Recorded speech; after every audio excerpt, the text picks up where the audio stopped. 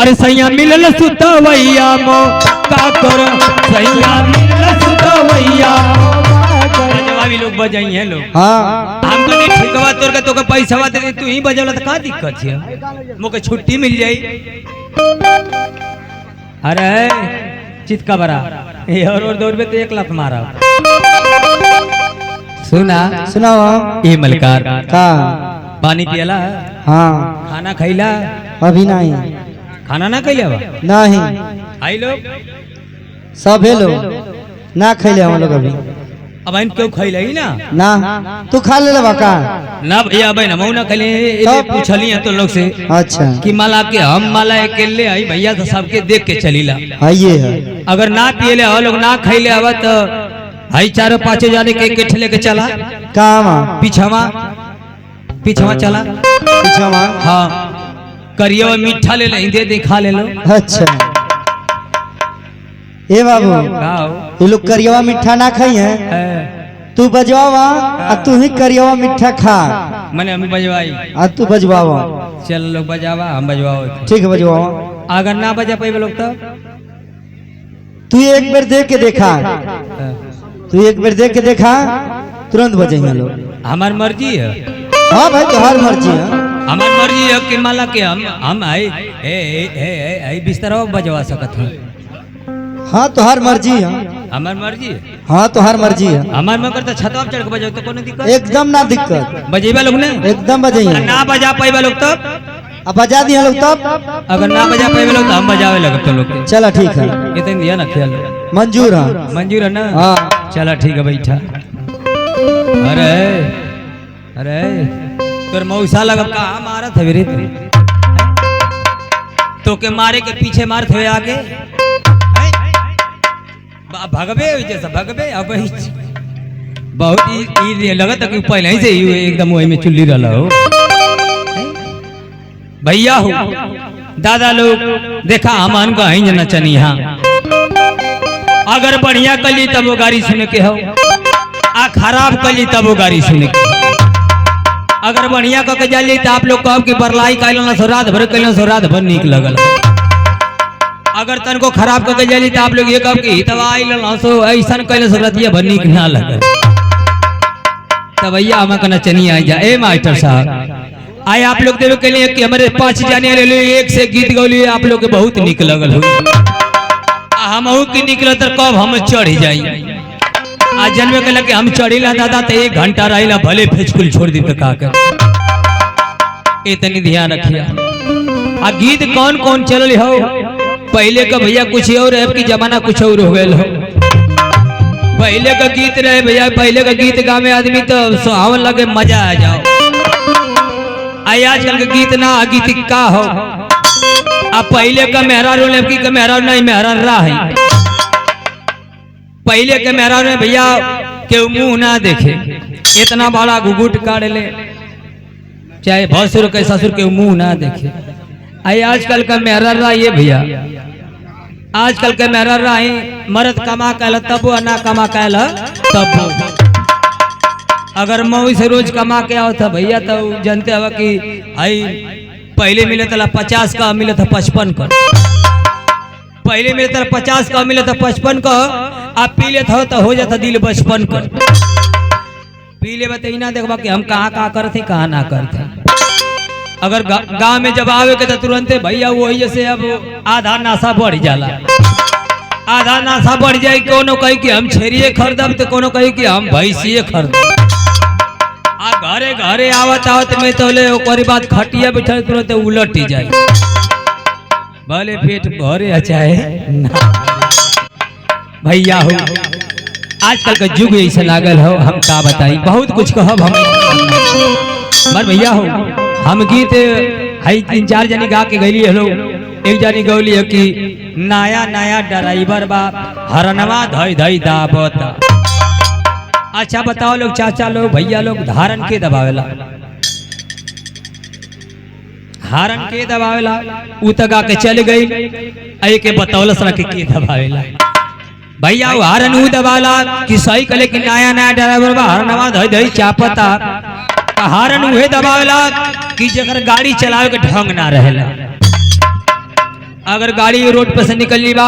आदमी के भीड़ लगल हो ब्रेक मारे के ढंग ना हरन में दबाव के आदमी हट जा के गड़िया मार निकल वही के गीत लेके गिनाए ना ड्राइवर हरनवा धई धई चापर तो भैया हो मरद कमा के आई अच्छा ना कमा के आके सुत गए आई में हररा पहले के मेरा रो इतना बड़ा घुघुट काटे देखा ये देखा है मिला के चला ये देखा ये बाहर सवारी बिजली कहाँ गिरी का कहले अरे का कलेप्सी कहते हाई तो गलावा कहता कि बिजली कहाँ गिरी तोरी दादा की नेटा ही नहीं गिरी तो के ना बुझा तो कि मरद है कि मैं हरा रही भाई तब भैया पहले के मेहरारू इतना बड़ा घूघूट काट ले कहे कि सुनत है जी आई खाना खा ले तो जुड़ा जाई तो पहले का मर्द कहे कि ठीक बा रख दई हम आई तक खा ली आई आजकल भैया पी ले दवा के सूझ जाता हूँ आ मेहरा का करें गर्मी का मौसम हो आ तुरंत खाना बने है आ ओकरी बाद बोले है सुनत हो ते बेचारा पिए ले खुद नाशा में सुत गए सुनत हो जब एक ला बोले ये भैया तुरंत भैया आप सुनिए ना तो उल्टा पल्ला अब तुरंत एकदम टाइट हो जाइए उल्टा पल्ला मार लिए है एक और का ढकले एक और का खाली है कौन आओ कर बस फिर बोले सुनत हो ए फरूकवा का पापा फिर न सुनाई उल्टा पलटा छोड़ दी आखुन साज कहीं कि सुना चौरा रहे आ खा ले ज्यादा फलानी सुते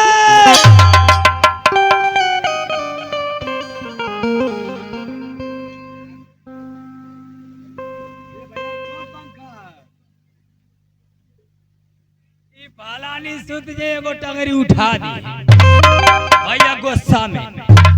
आज जब घाम जब दिन उग जाई सुबेर हो जाई तो तुरंत उठिए आ फट दे वो झाड़ू उठाइए आ फट दे घर बहोरे लगे मार साहब कैसे गुस्सा में आओ करी भाई ना देखी लड़का जागा लग कि का कैले रोवत है कि ना रोवत है जब किरण उग जाई तब उनका ध्यान पड़ी कि अरे बाप रे बाप लड़कवा के तो सुतौले इतना किरण उग गई हो कैसे लड़कवा हुई कैसे ना हुई है कि आगले होके चाहे मुतले हो ओके बाद तुरंत लड़का को उठाइए आ चढ़ते खियाल पर फट दे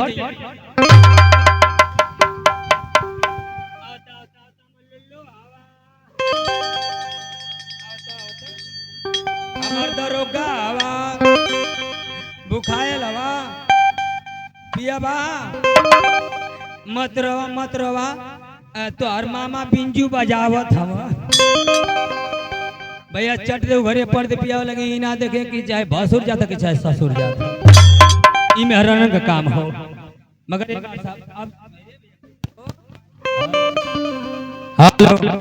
हेलो हेलो हेलो हेलो तब भैया हो गीत बहुत एक से एक चलल हो हमारे बीडीसी बहिनी ना कहीं से बाद में दी हेलो हेलो तनी गीत लगाओ भैया तन हम बजवावे आले तो बजेबा ना अरे जाता परदेश बलमुआ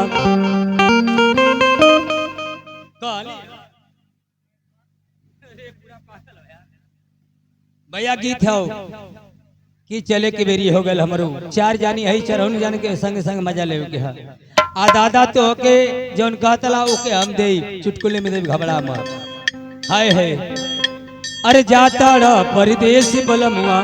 अरे हम थे नाता जोड़ के तनी जाए से पहले खाला तरकारी से रोटी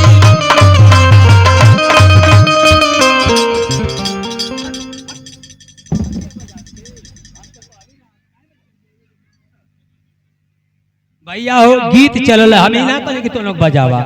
हमारी मर्जी है तब न बजवाई तब भैया गीत चले कि जा ताड़ा परदेश बलमुआ हमसे नाता जोड़ के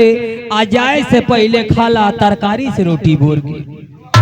आई आजकल के गीत ऐसा निकल गए मार साहब कि जा तारा परदेश बलमुआ हमसे नाता जोड़ के आ जाए से पहले खाला ओठलाली से रोटी बोर के। अगर तरकारी में लेट हो तो फट एगो रोटी ठवा पड़े तोरा ओठलाली से बड़ा खा के निकल जा, भूख ना। गीत ऐसा ही चल हम का बताई।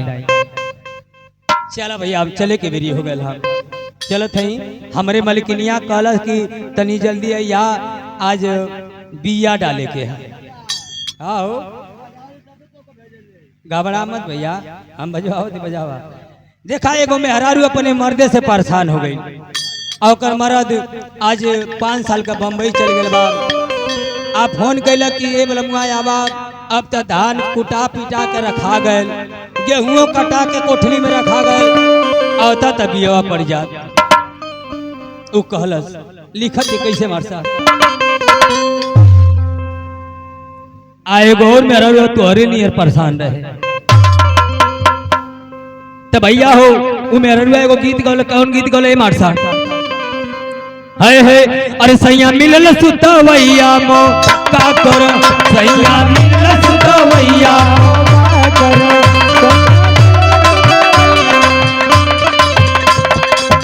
वो मेहरुआ कहल कि सैया मिलल सुतवैया मौका करूं, जब पी ले तो सुतबे करी काम धंधा ना करी। सैया मिलल सुतवैया मौका करो ओकरी बात का भाई। सैया मिलल सुतवैया मौका करो मुझ के भेवला रजैया।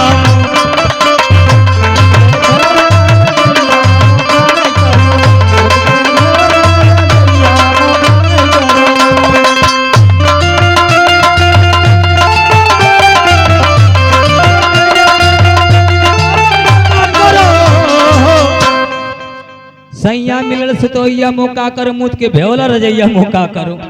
ओकरी बात का भाई। अरे उलट पुलट के रजैया सुखवाली,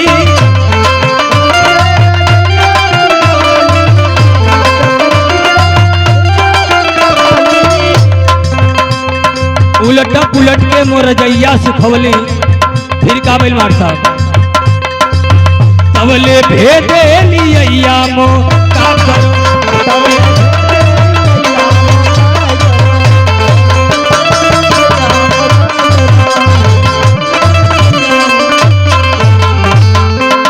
आइए आप लोग के सामने